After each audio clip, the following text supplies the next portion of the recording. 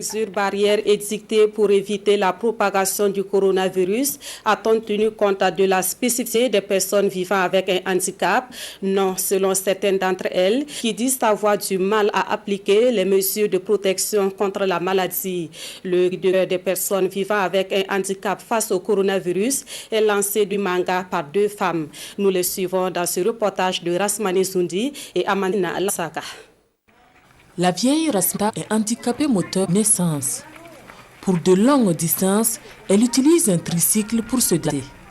Mais pour les courtes distances, comme ici, dans son lieu de travail, il lui faut ramper ou marcher à quatre pattes. Celle qu'on appelle affectueusement Yaba, dans son quartier Siltuku de Manga, est une bonne fontaine. Difficile pour elle d'observer certains gestes barrières édictés contre le Covid-19. On a été oublié. On parle de mesures barrières, mais tout dépend du degré de ton handicap. Moi, par exemple, je suis souvent obligée de m'appuyer sur un point élevé, comme l'aveugle. Comment peuvent-ils respecter les mesures de distanciation? On dit de cela fréquemment les mains et nous avons les mains coins au sol. On ne nous donne rien pour nous protéger. Mais ce qui est bon dans tout ça, c'est qu'on a dit aux gens de ne plus cracher ou se moucher au sol, même s'ils ne respectent pas tous. Je pense que même si la maladie passe, on doit garder ce bon comportement.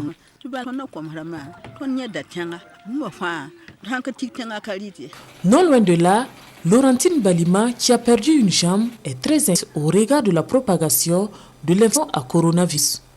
Selon elle, les personnes en situation de handicap devraient bénéficier de mesures d'accompagnement complémentaires et particulières. Les handicapés, vous savez quoi aussi faire. Bon, vous pouvez leur dire de rester ce soir sur place.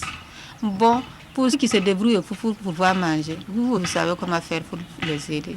À la direction régionale de l'action humanitaire, on reconnaît que le problème est complexe. Sur le terrain, l'accent est mis sur la sensibilisation.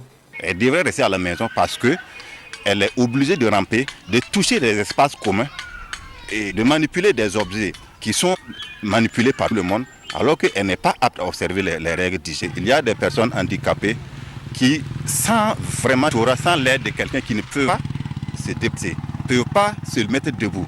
Donc toutes ces personnes, tout l'entourage, il faut sensibiliser pour que cet âge-là puisse d'abord observer les règles avant de toucher ces personnes. Donc nous faisons du porte-à-porte et le public cible qui nous vient dans nos locaux nous profite aussi et sensibiliser, donner les messages de civilisation qui sont édictés par le ministère de la Santé. Selon le directeur provincial de l'action humanitaire, pour la seule commune de Manga, on dénombre plus de 50 personnes en situation de handicap moteur et visuel.